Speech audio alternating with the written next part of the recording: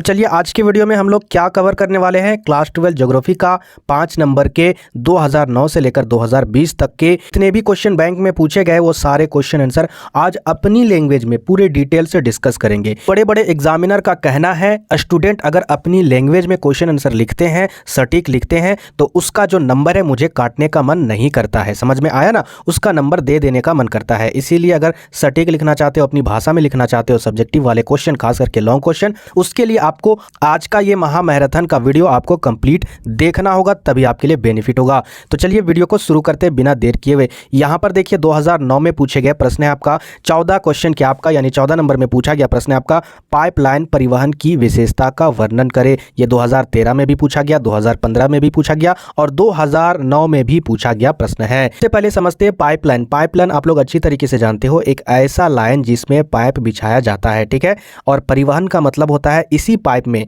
किसी भी पदार्थ को एक जगह से दूसरी जगह तक ले जाया जा सकता है। तो ये होता है पाइपलाइन परिवहन। अब इसकी क्या विशेषता है, यहाँ पर देखिए क्वेश्चन का आंसर में दिया हुआ है। पाइपलाइनें सामान के परिवहन के अतिरिक्त अति नवीन साधन है। ये एक आधुनिक तौर पर एक नया संसाधन है, ठीक है। पुराना संसाधन बिल्कुल भी नहीं है। इसके द्वारा मुख्य रूप से पेट्रोलियम, गैसोलीन, ईंधन, तेल, प्राकृतिक गैसें और जल का भी परिवहन होता है। विश्व के अधिकांश पेट्रोलियम उत्पादन क्षेत्रों में पाइपलाइनें कच्चे तेल को तेल क्षेत्र से यानी जो कच्चा तेल होता है वो तेल के क्षेत्रों से तटों पर स्थित बंदरगाहों पर पहुंचाती है और वहां इसे साफ करके या फिर कच्चे रूप में विदेशों को निर्यात कर दिया जाता है। देख लीजिए यहाँ पर पॉइंट वाइज दिया हुआ है कि इसकी क्या क्या विशेषता है। तो यहाँ पर देखिए पहला, पाइपलाइन स्थल तथा जल में कहीं भी बिछाया जा सकता है। जी हाँ, आप इसे जल में भी डालकर बिछा सकते हो या फिर आप जमीन में भी डालकर बिछा सकते हो, कहीं भी। दूसरा क्या आपका इनके रखरखाव का खर्चा भी कम रहता है। तीसरा क्या आपका ये प्रदूषण को रोकने में भी सहायता करती है। ये तरल पदार्थ विशेषकर तेल तथा गैस के लिए बहुत ही ज़्यादा उपयुक्त है, लाभदायक है। आपको इसी तरह आंसर लिखना है। चलिए आगे देखते हैं नेक्स्ट क्वेश्चन। और नेक्स्ट क्वेश्चन क्या आपका भारत में सूती वस्त्र उद्योग के स्थानीयकरण एवं विभाजन के कारणों का उल्लेख करें।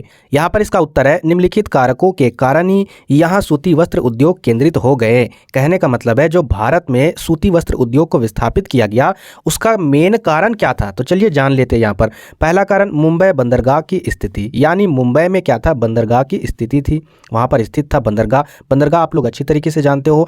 दूसरा कारण क्या था, आर्द्र समुद्री जलवायु। अब इसका रीज़न क्या है थोड़ा सा समझ लीजिए। जैसे होता क्या है, जो सूती धागे बनाए जाते हैं ना, अगर उसका वातावरण अगर थोड़ा सा नमी ना हो, नमी कहने का मतलब है जैसे यहाँ पर आर्द्र समुद्री जलवायु वहाँ पर ना हो, समुद्री इलाका ना हो, तो सूखा अगर इलाका होगा तो वो धागे क्या हो जाएंगे, टूट जाएंगे। और इसलिए जहाँ भी सूती वस्त्र उद्योग का फैक्ट्री निर्माण होता है, सबसे पहले ये पॉइंट जरूर देखते हैं, ठीक है। अगला पॉइंट क्या आपका मुंबई में रसायन उद्योगों का विकास, ठीक है। और अगला पॉइंट क्या आपका मुंबई की पृष्ठभूमि काली मिट्टी के प्रदेश से कपास का प्राप्त होना। कहने का मतलब है मुंबई, महाराष्ट्र ये ऐसा एरिया है जहां पर काली मृदा प्रचुर मात्रा में पाई जाती है। और काली मृदा में कौन सा चीज उगाया जाता है, मुख्य रूप से कपास। और कपास से क्या उत्पन्न होता है, सूती वस्त्र उद्योग वगैरह ये सारी चीज, ठीक है। तो मेन चीज यहां पर ये था। आगे यहां पर देख लेते हैं अगला पॉइंट, पश्चिमी घाट से जल विद्युत प्राप्ति, यानी जो पश्चिमी घाट था वहां से जल विद्युत का प्राप्ति यानी ऊर्जा प्राप्त कर लेना। अगला यहां पर देखिए मुंबई के निकटवर्ती स्वेज मार्ग से मशीनरी आयात की सुविधा। और अगला पॉइंट आपका पूंजी की उपलब्धि, ठीक है। परंतु कई ऐसा कारण है जो संपूर्ण भारत में सूती वस्त्र उद्योग के बिखराव के लिए भी उत्तरदायी है। लेकिन ऐसा भी कुछ कारण आया जिसके कारण सूती वस्त्र उद्योग का बिखराव हो गया, बंटवारा हो गया। तो चलिए जानते हैं यहाँ पर क्या क्या कारण है।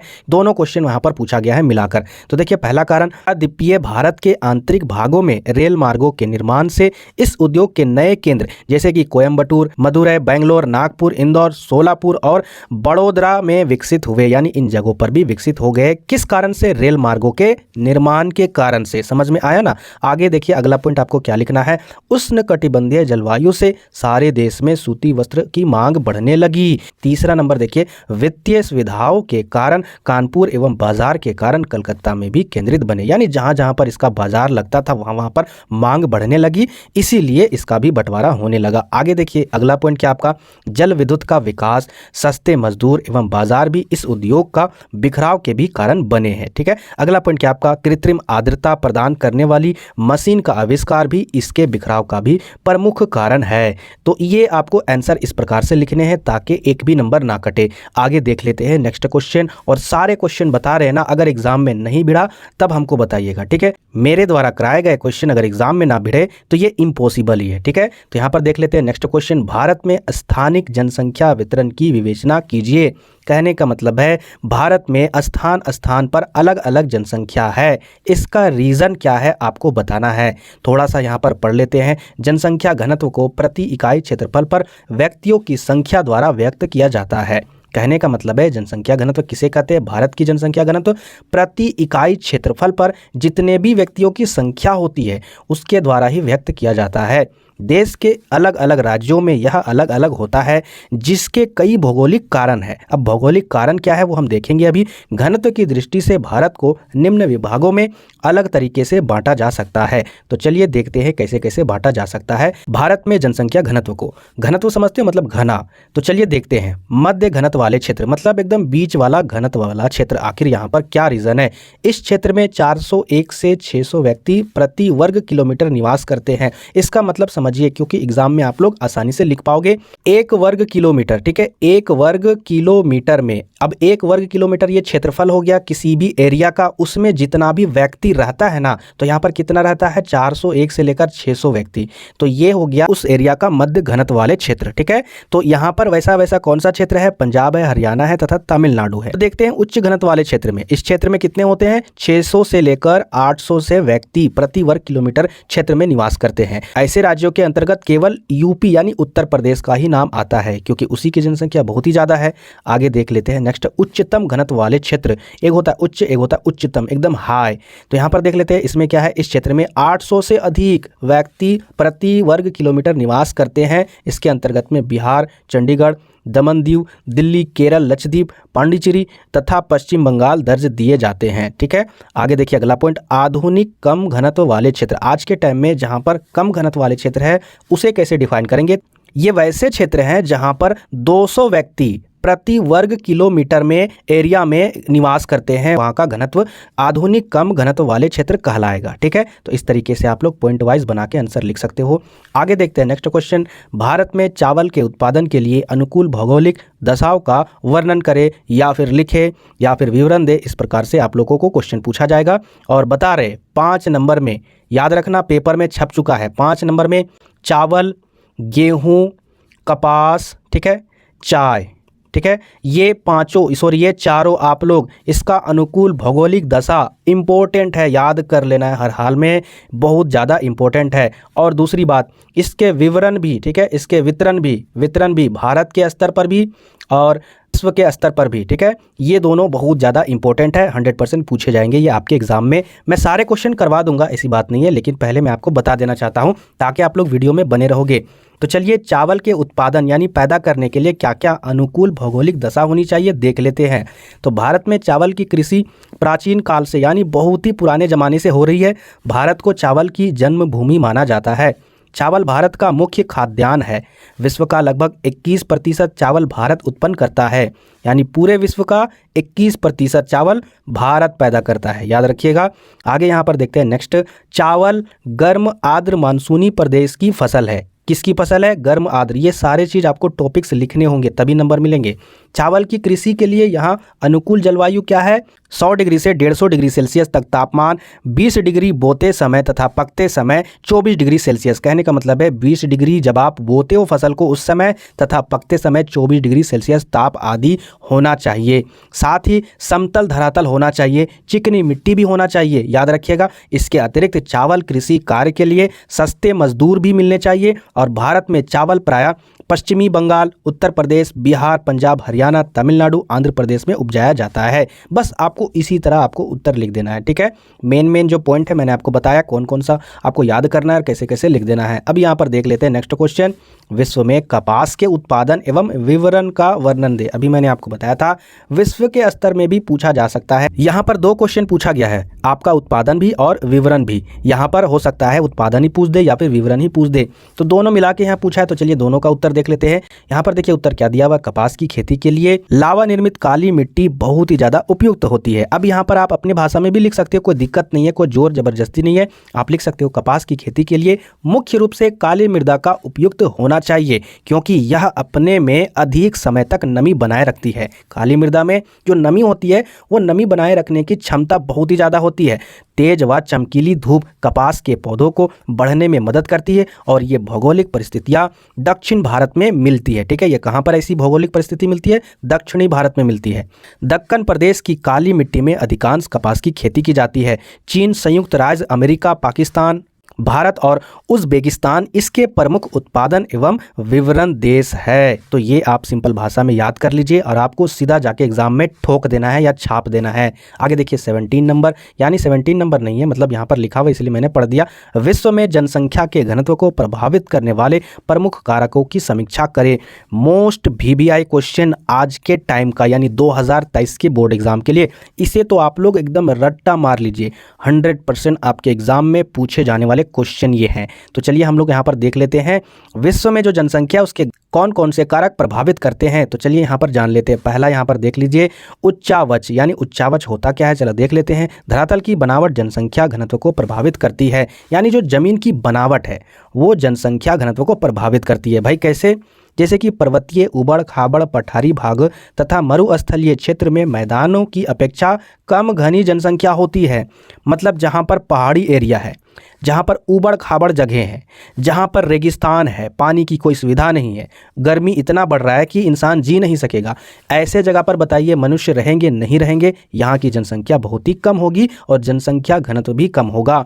उदाहरण के तौर पर जम्मू कश्मीर में बहुत ही ज़्यादा ठंड पड़ती है, वहाँ पर जनसंख्या कम है और साथ ही साथ वहाँ पर उबड़ खाबड़ जगह है, पहाड़ है, तो वहाँ पर जनसंख्या कम है।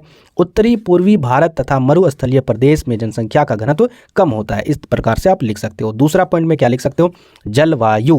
उपयुक्त जलवायु वाले क्षेत्र जैसे कि उत्तरी मैदानों में घनी जनसंख्या पाई जाती है। उत्तरी मैदानों में याद रखिएगा, उत्तरी मैदान किधर है? जैसे अगर देखो मैप तो यहाँ पर हो जाता है उत्तर, इधर हो जाता है दक्षिण, इधर पूरब, इधर पश्चिम। तो उत्तरी मैदान में इधर हो गया यूपी, बिहार, दिल्ली, ये सारे चीज़ जो है ना इधर उत्तरी मैदान है। तो उत्तरी मैदान में क्या होता है? जनसंख्या ज़्यादा होती है। क्यों? क्योंकि इसके विपरीत अति शीत जैसे जम्मू कश्मीर तथा अति गर्म जैसे राजस्थान में जनसंख्या कम पाई जाती है। और इसका रीज़न है कि जो उत्तरी मैदान में जो ज़्यादा जनसंख्या पाने का, कि उसमें उपजाऊ बहुत ज़्यादा है, मिट्टी उपजाऊ है तो लोग वहाँ पर फसल उगाकर जी लेंगे, है ना। और वहाँ पर उसके अनुकूल के वातावरण भी है, ना ज़्यादा गर्मी है ना ज़्यादा ठंडा है, तो इस कारण से भी। ठीक है। तीसरा पॉइंट क्या लिखना है? जल आपूर्ति। अगर मान के चलिए जहाँ पर आप जा रहे हो, जहाँ पर रहना चाहते हो, आपको ना खेती करने के लिए पानी की सुविधा है, ना ही आपको पीने के लिए, या फिर बहुत सी ज़्यादा समस्या है, तो वहाँ पर आप रहना पसंद करोगे? नहीं। तो वही यहाँ पर पॉइंट लिखना है। भारत कृषि प्रधान देश है, इसलिए वर्षा का अधिक महत्व है। वर्षा के वितरण और जनसंख्या का घनत्व का गहरा संबंध है। पश्चिम बंगाल में राजस्थान की अपेक्षा अधिक वर्षा होती है, इसलिए पश्चिम बंगाल में राजस्थान की अपेक्षा जन घनत्व अधिक पाया जाता है। तो जहाँ पर वर्षा की सुविधा होगी, जहाँ पर पीने लायक भौम जल की सुविधा होगी, वहाँ पर जनसंख्या घनत्व ज़्यादा होगा, और जहाँ पर सुविधा नहीं होगी वहाँ पर जनसंख्या घनत्व कम होगा। वही लिखना है आपको जल संसाधन वाला पॉइंट में। आगे देखिए मिट्टी की उर्वरता। अभी मैंने आपको बताया था ये बात कि उत्तर के विशाल मैदान तथा तटीय मैदानों की मिट्टी अधिक उपजाऊ होती है, इसलिए इन क्षेत्रों में कृषि का उत्पादन भी अधिक होता है, जिसके परिणाम जनसंख्या का घनत्व अधिक पाया जाता है। इसके ही विपरीत मरुस्थलीय यानी जो रेगिस्तान वाले क्षेत्र है उसके भागों में, जैसे राजस्थान में, जनसंख्या कम पाई जाती है। बस ऐसे ही आपको पॉइंट वाइज लिख देना। आगे देखिए क्वेश्चन नंबर 5, पॉइंट 5, उद्योग धंधे। अब भाई हर चीज़ सुविधा है, लेकिन आप कमाने का भी सुविधा होना चाहिए ना। तो यहाँ पर वही पॉइंट लिखना है, जहाँ पर उद्योग धंधे अधिक विकसित है वहाँ लोग रोज़गार के अवसर मिलते हैं लोगों को, और वहाँ पर लोग ज़्यादा जाते हैं और वहाँ पर जनसंख्या भी ज़्यादा होती है। ठीक है। और वहाँ पर जनसंख्या घनत्व भी अधिक पाया जाता है, जैसे कि यूपी, पश्चिम बंगाल, महाराष्ट्र, पंजाब, हरियाणा, दिल्ली आदि राज्यों में उद्योग धंधों का कारण ही जनसंख्या का अधिक पाए जाना है। ठीक है। तो ये आपको पॉइंट ऐसे लिख देना। आगे देखिए 6 नंबर, जैसे कि खनिज पदार्थ। जैसे कि हमारा झारखंड, यहाँ पर क्या है, अगर यहाँ का जो जनसंख्या घनत्व अगर बढ़ा है तो इसका रीज़न है कोयला क्षेत्र। यहाँ पर लोग कोयला लाकर कोयला से व्यापार करके यहाँ पर लोग जीवन यापन कर रहे हैं, यहाँ पर अपना व्यवसाय चला रहे हैं। तो ये बात है, समझ में आया ना। तो इस तरीके से जिन क्षेत्रों में लोहा, कोयला, सोना, मैग्नीज, खनिज तेल आदि पदार्थ पाए जाते हैं वहाँ लोगों को खानों में रोजगार मिलता है, यानी कारखानों में। इसके फलस्वरूप ऐसे क्षेत्र में जैसे छोटा नागपुर का पठार, दक्कन का पठार, उड़ीसा, पश्चिम बंगाल, तमिलनाडु आदि राज्यों में जनसंख्या का घनत्व अधिक पाया जाता है। तो ये रीज़न आप लोग लिख देना है। आगे देखिए यातायात के साधन। आप लोग यातायात के भी साधन लिख सकते हो। तो यहाँ पर बहुत सारे कारक है। आप इनमें से कोई 5 याद कर लीजिएगा जो आपको दिमाग में बैठ जाए। तो यातायात का जहाँ पर साधन होगा, जहाँ पर सड़क व्यवस्था अच्छी होगी, जहाँ पर रेलवे साधन होगा, जहाँ पर हर एक सुविधा होगी परिवहन के लिए, वहाँ पर जनसंख्या घनत्व ज़्यादा होगा, और जहाँ पर सुविधा कम होगी वहाँ पर जनसंख्या घनत्व कम होगा। यही लिखना है, ऐसे लिखना है, ठीक है। बस आपको पॉइंट याद करना है। देखिए, वीडियो को बनाने में बहुत ही ज़्यादा मेहनत लगा था। तकरीबन मैं 1 बजे रात तक जगा था, 1 से लेकर 2 बजे रात तक जाग कर इस वीडियो को मैंने बनाया और एडिट किया, और आपके लिए मैं आपको यहाँ पर वीडियो दे रहा हूँ। तो प्लीज़ वीडियो को लाइक ज़रूर कीजिएगा, ठीक है, और एक अच्छा सा कमेंट कर दीजिएगा। और नए व्यूअर अगर यहाँ तक वीडियो देख लिए हैं तो भाई आप लोग सब्सक्राइब कब कीजिएगा? सब्सक्राइब कर दीजिए, जल्दी से बटन दबा दीजिए। तो यहाँ पर क्वेश्चन क्या आपका, भारत के किन क्षेत्रों में जनसंख्या का घनत्व अत्यधिक है और क्यों है? तो यहाँ पर देख लेते हैं इसका रीज़न क्या है। भी हम लोग जो क्वेश्चन पढ़े वो विश्व के स्तर पर था, ठीक है, वो जो सारे कारक थे। आप भारत के स्तर पर भी लिख सकते हो, लेकिन यहाँ पर देखिए भारत के स्तर पर यहाँ पर आंसर दिया हुआ है, इसी प्रकार आपको लिखना है। जैसे भारत के उत्तरी मैदान में पश्चिम बंगाल तक जनसंख्या का घनत्व अधिक है।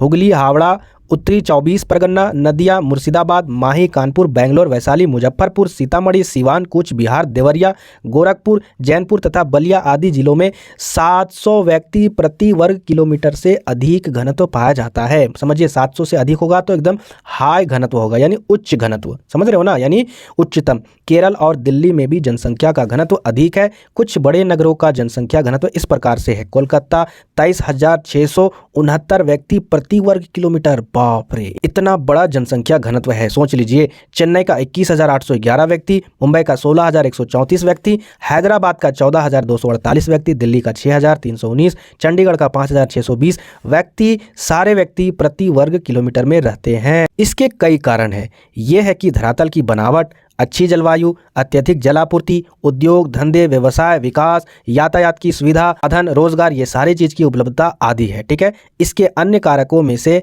शांति एवं सुरक्षा भी है, शिक्षा के केंद्र भी है, तीर्थ स्थल भी है, पर्यटन केंद्र भी है। यानी ऊपर में जितने भी वर्णित किए गए क्षेत्र हैं, इन क्षेत्रों में उपयुक्त कारकों में कोई ना कोई है। यानी ऊपर में जो भी वर्णित किया गया क्षेत्र, जो मैंने क्षेत्र बताए, उन सभी में ये सारे कारक इन्वॉल्व होते हैं, तभी वहाँ की जनसंख्या घनत्व अधिक होती है। समझ में आया ना? अगर ये सारे कारक नहीं होते हैं उस एरिया में, वहाँ की जनसंख्या घनत्व कम पाई जाती है। तो इस प्रकार से आप आंसर लिख सकते हो। आगे देख लेते हैं नेक्स्ट क्वेश्चन, जो एग्जाम के पॉइंट ऑफ व्यू से बहुत ही ज़्यादा इंपॉर्टेंट है और जो पूछे गए क्वेश्चन आंसर है। नगरीय जीवन की मुख्य समस्या क्या होती है? मतलब शहरों में जीने के लिए आपको समस्या भी झेलनी होगी। तो चलिए देख लेते हैं, पहले ही पढ़ के क्या समस्या है भाई, देख लेते हैं पॉइंट वाइज। नगरीकरण के कारण निम्न प्रकार से समस्या झेली जा सकती है या फिर उत्पन्न हो सकती है। पहला क्या? आवास की समस्या। क्योंकि नगरीकरण में होता क्या है, जनसंख्या बहुत ही ज्यादा वृद्धि हो जाती है, तो वहां पर रहने की भी समस्या बहुत ही ज्यादा हो जाती है। और यहां पर इतना ज्यादा समस्या हो जाता है कि वहां पर मलिन बस्तियों का निर्माण होने लगता है। मलिन बस्तियां कहने का मतलब है लोग जैसे तैसे झुग्गी झोपड़ी बनाकर रहने लगते हैं, ठीक है। दूसरा देखिए, पीने की पानी की समस्या भी हो जाएगी, यानी पेयजल की समस्या। मोटर वाहनों की संख्या बढ़ने से वायु प्रदूषण की समस्या। कल कारखानों एवं आवास बनाने के लिए वनों की भी कटाई होने लगेगी। सोच लीजिए, कचरा निष्पादन की बहुत बड़ी समस्या है। शहरों में तो ये सबसे बड़ी समस्या है कि कचरा कहाँ पर फेंके, कहाँ पर इसका निष्पादन किया जाए, ये समस्या बहुत ही ज़्यादा है। अगला पॉइंट, सांस्कृतिक मेल होने से सामाजिक परंपराओं में परिवर्तन। अगर यहाँ पर देखिए सांस्कृतिक मेल हो गया तो सामाजिक परंपरा में भी परिवर्तन हो सकता है। आगे देखिए, मलिन बस्तियों में अनेक अपराधियों घटनाओं का जन्म। मलिन बस्तियों में कौन रहते हैं? जिनके पास रोजगार नहीं है, जो गरीब है, जो पढ़े लिखे नहीं है, तो वो फिर क्या करेंगे? अपराधी बनेंगे, घटनाओं का जन्म देंगे। आगे देखिए, व्यापार उद्योग तथा दैनिक रोजगार पर भी असर होता है। आधुनिकता के अनुकरण करने की होड़ में सामाजिक आर्थिक समस्याओं का भी जन्म होता है। आगे देखिए, नेक्स्ट यहाँ पर अगला पॉइंट है, बहुराष्ट्रीय कंपनियों का आगमन से स्वदेशी वस्तुओं के बाजार का ह्रास। कहने का मतलब बाहर से जो कंपनियां आती है, उस कंपनियों का सामान खरीदने में लोग व्यस्त होने लगते हैं और स्वदेशी वस्तुओं का बाजार जो होता है वो ठप हो जाता है। इस तरह जहाँ नगरीकरण से अनेक रोजगार के अवसर प्राप्त होते हैं, वही जनसंख्या वृद्धि के कारण कई समस्या भी उत्पन्न हो सकती है। तो इस प्रकार से आप इस प्रश्न का उत्तर दे सकते हो। चलिए आगे देख लेते हैं नेक्स्ट क्वेश्चन। संसार में मानव के प्रमुख क्रियाकलापों का वर्णन करें। अब यहाँ पर देखिए बहुत ही ज़्यादा इंपॉर्टेंट है। मानव द्वारा संसार में जो भी कामकाज किए जाते हैं उसको कई भागों में बांटा गया है, वही भाग को हम लोग डिस्कस करेंगे। पहला भाग है प्राथमिक क्रियाकलाप। प्राथमिक क्रियाकलाप में वे क्रियाकलाप आते हैं जिनमें प्राकृतिक संसाधनों का सीधा उपयोग कर मनुष्य अपनी आवश्यकताओं की पूर्ति करता है। इसमें क्या होता है, जो भी प्राकृतिक संसाधन होता है वो डायरेक्ट मनुष्य उसका यूज करके अपनी आवश्यकताओं को पूरा करता है। इनका सीधा संबंध प्राकृतिक वातावरण से होता है, जैसे वनों से खाद्य संग्रह करना, आखेटक करना, पशुपालन करना, मछली पकड़ना तथा उपजाऊ भूमि में खेतीबाड़ी करना, कृषि कार्य करना। ठीक है। अब दूसरे कैटेगरी के क्रियाकलाप में क्या होता है, इसमें प्राकृतिक संसाधनों का सीधा उपयोग ना करके उन्हें परिवर्तन करके उपयोग किया जाता है। जैसे कि किसान अगर बांस की खेती कर रहा है, उस बांस को डायरेक्ट यूज ना करके इसका रूपांतरण करके, कहने का मतलब है किसी उद्योग में बांस को कागज के रूप में बदल के उस कागज का उपयोग किया जाता है। ठीक है। तो इस प्रकार से इसके अंतर्गत उद्योग, संसाधन विकास, निर्माण तथा ऊर्जा उत्पादन शामिल है। आगे यहाँ पर देख लेते हैं तीसरे क्षेत्रक में क्या आता है। इसमें प्राथमिक तथा द्वितीय क्रियाकलाप में लगे लोगों को कार्य कुशलता बढ़ाने वाले सेवा कार्य आते हैं।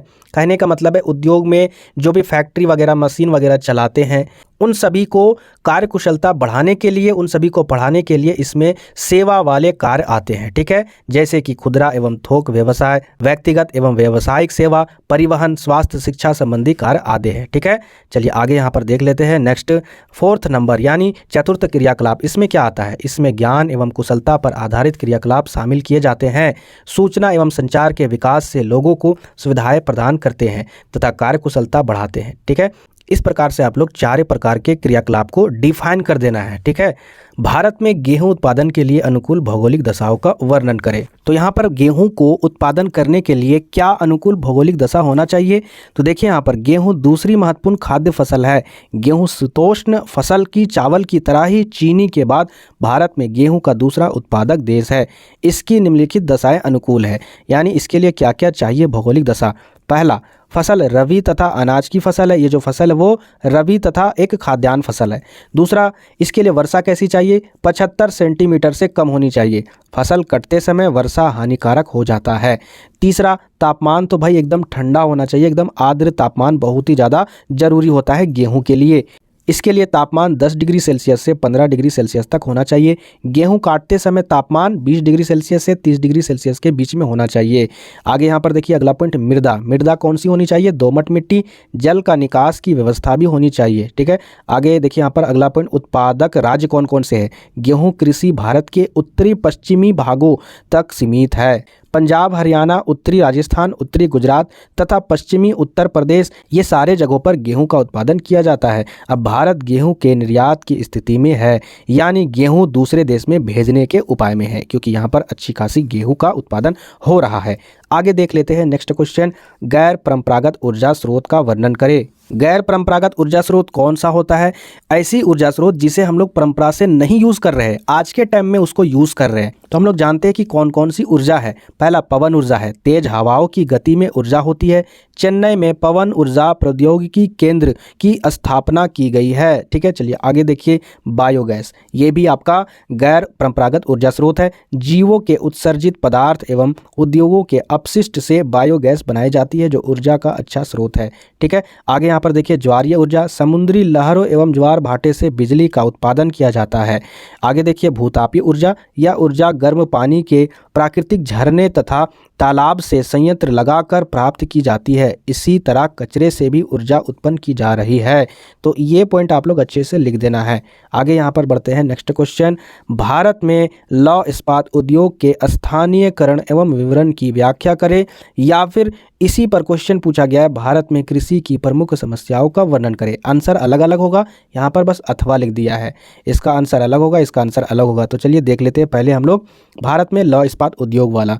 तो यहाँ पर देखिए आंसर आपका, भारत में विभिन्न संगठित एवं आधारभूत उद्योग पाए जाते हैं, जिनमें लोहा एवं इस्पात उद्योग भी भारत का एक संगठित एवं आधारभूत उद्योग है। अब आधारभूत उद्योग इसे क्यों बोला जाता है लौह इस्पात उद्योग को, क्योंकि लौह इस्पात एक ऐसा उद्योग है जहां पर और भी जो उद्योग क्षेत्र है उसमें जितने भी उपकरण हैं, मशीन है या फिर जो भी बड़े बड़े मशीन है, वो सारे उसी लोहे से, उसी इस्पात से निर्माण होते हैं। भाई अगर वो सारे सामान लोहे इस्पात के अगर उस लौह इस्पात उद्योग में ना बने तो फिर सारे फैक्ट्री क्या हो जाएंगे, बंद हो जाएंगे, क्योंकि उसका मशीन नहीं बनेगा, उसका सामान नहीं बनेगा, उसका सामान निर्माण नहीं होगा। तो ये एक आधार बन जाता है लौह इस्पात उद्योग। हमारे देश में लौह एवं इस्पात उद्योग के स्थानीयकरण होने के विभिन्न कारण हैं। देश में लोहा एवं इस्पात उद्योग उन्हीं क्षेत्र में केंद्रित हो रहा है जहां पर खानों से लौह अयस्क प्राप्त हो सकता है। ठीक है, लौह अयस्क कहने का मतलब एक ऐसा खनिज जिसमें लोहा पाया जाता है। तो ऐसे क्षेत्र में ये आपका स्थानीयकरण हो रहा है जहां पर सामने लौह अयस्क प्राप्त हो जाए उस एरिया में। यह उद्योग उन्हीं क्षेत्र में लगाया जाता है जहां पर यातायात एवं परिवहन की सुविधा उपलब्ध रहती है। यह उद्योग उन्हीं क्षेत्र में स्थापित किया जाता है जहां पर बड़े पूंजीपति उद्योग लगाने में रुचि रखते हैं। साथ ही यह उद्योग उन्हीं क्षेत्रों में स्थापित किया जाता है जहां पर श्रमिक आसानी से मिल सके। हमारे देश में लोहा एवं इस्पात उद्योगों का सबसे बड़ा कारखाना जमशेदपुर में साक्षी नामक स्थान पर जमशेदजी टाटा द्वारा 1907 ईस्वी में स्थापित किया गया था। इस कारखाने में 1911 में उत्पादन ने कार्य करना शुरू कर दिया था। देश में लौह एवं इस्पात उद्योग का विवरण विभिन्न क्षेत्रों में किया गया है, जैसे राउरकेला, भिलाई, दुर्गापुर एवं बोकारो में यह उद्योग फैला हुआ है। साथ ही स्लेम नामक क्षेत्र में भी यह उद्योगों का वितरण हुआ है। वास्तव में लौह एवं इस्पात उद्योगों का वितरण उन्हीं क्षेत्रों में है जहां पर लोहा एवं इस्पात उद्योगों के लिए अनुकूल भौगोलिक दशाओं के साथ साथ अन्य अनुकूल दशाएं भी उपलब्ध रही है। तो ये कारण है। ठीक है, चलिए जान लेते हैं अगला क्वेश्चन का आंसर, कृषि वाला। भारत एक कृषि प्रधान विकासशील देश है। यहाँ पर लगभग 67% लोग कृषि कार्य में लगे हुए हैं। कुल राष्ट्र की आय का लगभग 30% कृषि से ही प्राप्त होता है भारत में। हमारे देश की कृषि दिनों दिन विकास कर रही है, लेकिन जिस दर से विकास हुआ है अपेक्षा के अनुकूल नहीं हुआ है। मतलब जितनी अपेक्षा होनी चाहिए विकास करने का उतना नहीं हुआ है, क्योंकि भारतीय कृषि के समक्ष विभिन्न समस्याएं भी पाई जाती है, जिससे प्रति हेक्टेयर उत्पादन कम हुआ। यानी एक हेक्टेयर जो होता है, एक एरिया होता है, उसमें उत्पादन जो है यानी पैदावार बहुत ही ज़्यादा कम हुआ है। वास्तव में भारतीय कृषि के समक्ष जो समस्याएं पाई जाती है वो नीचे दिया हुआ है, निम्नलिखित है। पहला समस्या है, भारत में मानसूनी जलवायु के होने से कृषि के लिए कभी वर्षा भी हो जाती है तो कभी वर्षा नहीं होती है। यानी मानसूनी जलवायु प्रॉब्लम भारतीय कृषि के लिए। भारतीय कृषि के लिए अगर जलवायु आया तो फिर अच्छा है, अगर नहीं आया तो फिर प्रॉब्लम है। वर्षा का वितरण भी एक समान नहीं है, अलग अलग जगह पर अलग अलग तरीके से वर्षा होती है। आगे देखिए, भारत की कृषि के लिए सिंचाई की भी समस्या पाई जाती है। सिंचाई की भी सुविधा बहुत ही कम उपलब्ध है। भारतीय कृषि में वैज्ञानिकता की समस्या भी पाई जाती है। अभी भी बहुत से क्षेत्रों में पुराने तकनीक के आधार पर खेतीबाड़ी का काम करते हैं, जिससे उत्पादन भी बहुत ही कम होता है। ठीक है, आगे देखिए अगला पॉइंट क्या आपका, वैज्ञानिक कृषि औजारों की कमी की समस्या भी भारतीय कृषि के समक्ष पाई जाती है, जिससे उत्पादक में बहुत ही कमी हुई है। आगे देखिए यहाँ पर अगला पॉइंट क्या आपका, भारतीय कृषि के समक्ष पूंजी की भी समस्या बनी रही है, क्योंकि बहुत से किसान गरीब रहते हैं जिनके पास कृषि कार्य करने के लिए पर्याप्त मात्रा में पूंजी नहीं रहती है, जिससे खेती का पूरा काम या पूरी क्षमता जो होता है वो साथ नहीं कर पाते हैं, जिस कारण से कृषि साख समितियाँ भी भूमिका नहीं अच्छे से निभा पाती है। आगे यहाँ पर देखिए अगला पॉइंट, भारतीय कृषि के समक्ष खेती का कार्य करने के लिए उत्तम बीज एवं खाद्य का अभाव भी पाया जाता है। मतलब अच्छे किस्म का बीज, अच्छे किस्म का अगर बीज नहीं होगा तो फिर फसल कहाँ से होगा, जिससे खेतों की उत्पादकता भी कम हो जाती है। तो इस प्रकार से आप लोग आंसर लिख सकते हो। आगे देखिए नेक्स्ट, और ये क्वेश्चन मैंने आपको अभी बताया कि विश्व में जनसंख्या के घनत्व को प्रभावित करने वाले प्रमुख कारक क्या है, मैंने आपको बता दिया। आप उस प्रकार से आंसर को लिखिएगा। ठीक है, अब यहाँ पर देख लेते हैं भारत में कपास के उत्पादन एवं वितरण का वर्णन कैसे करना है। तो भारत कपास का तीसरा सबसे बड़ा उत्पादन देश है। चीन तथा अमेरिका के बाद इसका स्थान है। कपास उष्ण तथा उपोष्ण क्षेत्रों में उत्पादित किया जाता है, यानी उत्पन्न किया जाता है, पैदा किया जाता है। आगे यहाँ पर देखिए, कपास के लिए उत्पादन के लिए 100 सेंटीमीटर के लगभग वर्षा की आवश्यकता होती है। इसके लिए अधिक तथा समान वितरण वर्षा की आवश्यकता होती है। तापमान कितना चाहिए, 21 डिग्री सेंटीग्रेड होनी चाहिए। प्रचुर मात्रा में धूप के साथ एक समान ऊंचा तापमान भी रहना चाहिए। कपास की खेती के लिए लगभग साल में 210 दिन पाला रहित होना चाहिए। पाला रहित समझते हो ना, जो ठंड में पाला पड़ता है ना, वही पाला रहित बोला गया है, क्योंकि पाला कपास की खेती के लिए हानिकारक है। तो याद रखना, पाला नहीं पड़ना चाहिए, पाला रहित होना चाहिए। अगर पाला पड़ गयो तो गयो, समझ में आया ना। कपास की खेती काली मिट्टी वाले क्षेत्रों में की जाती है, यानी कपास की खेती मुख्य रूप से काली मृदा में की जाती है। इसके कई प्रमुख उत्पादक राज्य है, जैसे महाराष्ट्र, गुजरात, आंध्र प्रदेश, पंजाब तथा हरियाणा, ये राज्यों में कपास का उत्पादन अधिक होता है क्योंकि यहाँ पर काली मृदा पाई जाती है। आगे यहाँ पर देखिए, हमारे देश में कपास उत्पादन करने वाले क्षेत्रों में इसका वितरण होता है। जिन क्षेत्रों में कपास का उत्पादन अधिक होता है वहाँ पर सूती वस्त्र उद्योग अधिक स्थापित किए जाते हैं। जिन क्षेत्रों में इसके लिए भौगोलिक दशाएं पाई जाती है वहीं पर कपास का उत्पादन और वितरण होता है। वितरण मतलब आप लोग समझ नहीं रहे हो, मतलब इसको बेचना या बांटना, ठीक है। कपड़ा बनाने के लिए कारखाने अधिकतर कपास उत्पादन राज्यों में ही स्थापित किए जाते हैं। इन कारखानों में सूती वस्त्र उद्योगों का उत्पादन एवं वितरण अधिक होता है। भाई जहां पर कपड़ा बनेगा वहीं पर ही ना कपास का वितरण होगा, तो वितरण से आप लोग टेंशन नहीं लेना है, ठीक है। तो इस प्रकार से आप लोग उत्तर दे देना है। चलिए आगे बढ़ते हैं नेक्स्ट क्वेश्चन की ओर। इस प्रश्न को देखकर लगेगा कि यार ये क्वेश्चन तो अभी हम लोग हल किए हैं। जनसंख्या वितरण को प्रभावित करने वाले तत्वों की व्याख्या करें, लेकिन यहाँ पर तत्व बोला गया है या फिर अगर कारक भी बोला जाए तो दोनों सेम ही है, लेकिन देख लेते हैं यहाँ पर थोड़ा सा आंसर अलग है। अगर तत्व बोला जाए तो आप लोग इस तरीके से उत्तर लिखिएगा। कैसे लिखना है मैं आपको पढ़ के बता रहा हूँ। जैसे भौगोलिक कारक क्या है? जल की उपलब्धता। लोग उन क्षेत्रों में बसने की प्राथमिकता देते हैं जहां पर जल आसानी से उपलब्ध हो। भू की आकृति यानी भूमि की यानी बनावट, जमीन की बनावट। लोग समतल मैदानों और मंद ढाल यानी थोड़ा सा कम ढाल पर बसने को वरीयता देते हैं, मतलब वहां पर लोग अच्छे से बसते हैं, वहां पर जनसंख्या ज़्यादा होती है। इसका कारण यह है कि ऐसे क्षेत्र फसलों के उत्पादन, सड़क निर्माण और उद्योगों के लिए अनुकूल होते हैं। तीसरा, जलवायु। अधिक वर्षा एवं विषम और रुक्ष जलवायु के क्षेत्रों में कम जनसंख्या पाई जाती है, ठीक है। अगर जलवायु अच्छा होता है, वातावरण अच्छा होता है तो वहाँ पर लोग ज़्यादा जनसंख्या वृद्धि करते हैं, यानी लोग वहाँ पर ज़्यादा बसते हैं। आगे देखिए यहाँ पर मृदा। मृदा अगर उपजाऊ मिट्टी है, दोमट मिट्टी वाले प्रदेशों में अधिक लोग रहते हैं क्योंकि ये मृदाएं गहन कृषि आधार बन सकती है, मतलब उस पर चावल की खेती, अनाज की खेती की जा सकती है। तो इस प्रकार से आप लोग इसका लिख सकते हो उत्तर। दूसरे पॉइंट पर यहाँ पर देखिए, आर्थिक कारक कौन है? नगरीकरण में क्या होता है? अच्छी नागरिक सुविधाएं तथा नगरीय जीवन में आकर्षण लोगों को नगरों की ओर खींचता है, वहां पर व्यवसाय रोजगार की सुविधा होती है। अगला पॉइंट यहाँ पर देखिए, सामाजिक एवं सांस्कृतिक कारक। कुछ स्थान धार्मिक और सांस्कृतिक महत्व के कारण भी अधिक लोगों का वहां पर आकर्षित होता है। जैसे कि किसी एरिया में जो एक समाज के लोग रहते हैं, एक संस्कृति के लोग रहते हैं, वहाँ पर वही संस्कृति और समाज के लोग आकर बसेंगे। इससे भी इस पॉइंट पर प्रभाव पड़ता है जनसंख्या में। आगे देखिए नेक्स्ट क्वेश्चन, पाइपलाइन परिवहन की विशेषता का वर्णन करें। जो क्वेश्चन मैंने आपको करवा दिया है। ग्रामीण बस्तियों के विभिन्न प्रारूपों का वर्णन करें। ये 5 नंबर में नहीं पूछेगा लेकिन 3 नंबर में पूछेगा, तो नेक्स्ट वीडियो में मैं आपको इसका क्वेश्चन करवा दूंगा चित्र के साथ। अब यहाँ पर देख लेते हैं, विश्व के स्तर पर चावल के उत्पादन एवं विवरण का वर्णन करना है, ठीक है। यहाँ पर जैसे तैसे अजीब टाइप से किताबी भाषा डाला गया है, घुसेड़ा गया है। आप लोग अपनी भाषा में लिखना है कि जो चावल की खेती होती है वह मुख्यतः भारत के पूर्वी हिमालय पर्वतीय भागों, हिंद, चीन तथा दक्षिण पश्चिमी चीन से हुआ है या वहाँ पर होता है, ठीक है। पुरातात्विक साक्ष्यों के आधार पर चांग जियांग डेल्टा में चावल की कृषि का सबसे पहला स्टार्ट यानी प्रारंभ 7000 साल पहले हुआ था, ये लिखना है। अगले 6000 वर्षों में इसकी खेती का विस्तार शेष दक्षिणी और पूर्वी एशिया में हुआ है, यह आपको लिखना है। आगे यहाँ पर देखिए, आज विश्व में लगभग 65,000 से अधिक स्थानीय किस्मों को चावल की खेती होती है। चावल मुख्य रूप से उष्ण आर्द्र जलवायु वाले मानसूनी एशिया की फसल है। परंपरागत रूप से सुप्रवाहित नदी घाटियों एवं डेल्टाओं क्षेत्र में ही चावल पैदा की जा सकती है क्योंकि इन क्षेत्र में दोमट मृदा प्रचुर मात्रा में पाई जाती है, ठीक है। और आपको पता है चावल की खेती दोमट मृदा में होता है अच्छा से। सिंचाई की सहायता से अब चावल की खेती उच्च भूमियों तथा शुष्क क्षेत्र में भी की जाती है। चावल का पौधा यानी धान के लिए उच्च जो तापमान होनी चाहिए वो 27 से 30 डिग्री सेल्सियस होना चाहिए तथा वर्षा कितना होना चाहिए? लगभग 100 सेंटीमीटर होनी चाहिए। इसके पौधे को प्रारंभिक अवस्था में खेतों में पानी भरा होना चाहिए। इसकी ढाल में खेतों में तकरीबन 10 से 25 सेंटीमीटर पानी खड़ा रहना चाहिए जब ये वहाँ पर खड़ा रहता है फसल। पर्वतीय क्षेत्रों में सीढ़ीनुमा खेतों में चावल उगाया जाता है। जहाँ पर पहाड़ी क्षेत्र होते हैं वहाँ पर सीढ़ीनुमा आकार में खेती करते हैं चावल की।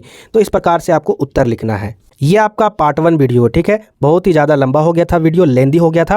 नेक्स्ट वीडियो में सारे क्वेश्चन कवर कर देंगे, तो जो भी नए व्यूवर है चैनल को जरूर सब्सक्राइब करें ताकि जो भी क्वेश्चन है वो आपको छूटे ना और आपके एग्जाम में अच्छा से अच्छा मार्क्स आए। आज की वीडियो में इतना ही, फिर मिलते हैं नेक्स्ट वीडियो में।